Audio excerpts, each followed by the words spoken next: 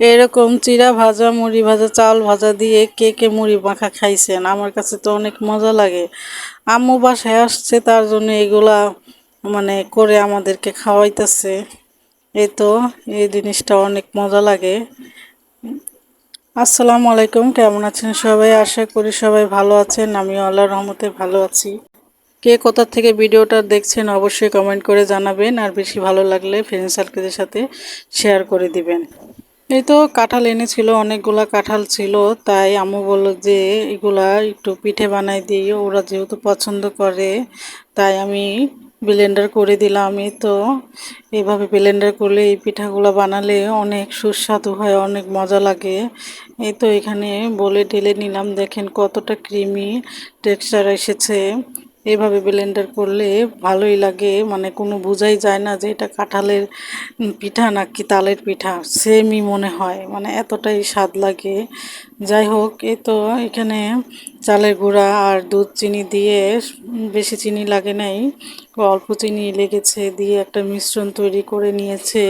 আর ভাজার সময় ভিডিওটা করতে পারিনি। এ তো ভাজা হয়ে গিয়েছে, অনেকগুলো ছিল। খাওয়ার পরে যে কয়টা বেঁচে গিয়েছিল বক্সে রেখে দিলাম। এই তো এখন খাচ্ছি, আর অনেক মজা লাগছিল।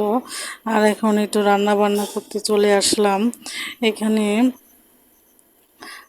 কি বলে এটাকে, জালি আর চাল কুমড়া বলে অনেকে, এটা একটু কেটে নিচ্ছি, রান্না করব রুই মাছ দিয়ে। এই তো রুই মাছটা ভেজে নিলাম। এই তো মাছটা শ্যালো ফ্রাই করে নিলাম, এখন মাছটা উঠিয়ে নিব। এই তো এখানে তরকারিটা কষিয়ে নিয়েছি আমি।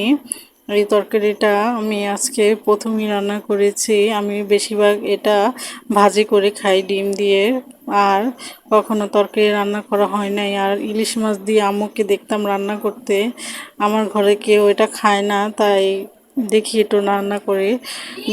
খুব বেশি খারাপ লাগেনি, ভালোই লেগেছে।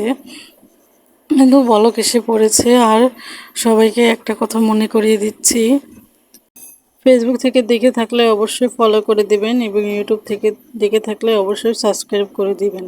লাইক কমেন্ট করতে ভুলবেন না। বেশি ভালো লাগলে ফ্রেন্ড সার্কেলদের সাথে অবশ্যই শেয়ার করবেন, আর আমার ভিডিওটা বেশি বেশি করে শেয়ার করবেন। এই তো আমি মাছগুলো দিয়ে দিলাম, এখন ঢাকনা দিয়ে ঢেকে দেব। আর আমার ভিডিও কার কার কাছে কেমন লাগে অবশ্যই জানাবেন, আর কীরকম ভিডিও চান অবশ্যই কমেন্ট করে জানাবেন। এই তো আমার রান্নাটা শেষ, এখন একটু জিরে গুঁড়ো দিয়ে নামিয়ে ফেলবো। ধনেপাতা ছিল না, ধনেপাতা দিলে তো অসাধারণ লাগতো। গাছে ছিল, এখনও পাড়ার ভালো মন চাইতেছে না, তার জন্য পারতে যাইনি, যেহেতু গাছ আছে আমাদের। এই তো আমার ফাইনাল লুক। আজ এই পর্যন্তই। সবাই ভালো থাকবেন, সুস্থ থাকবেন।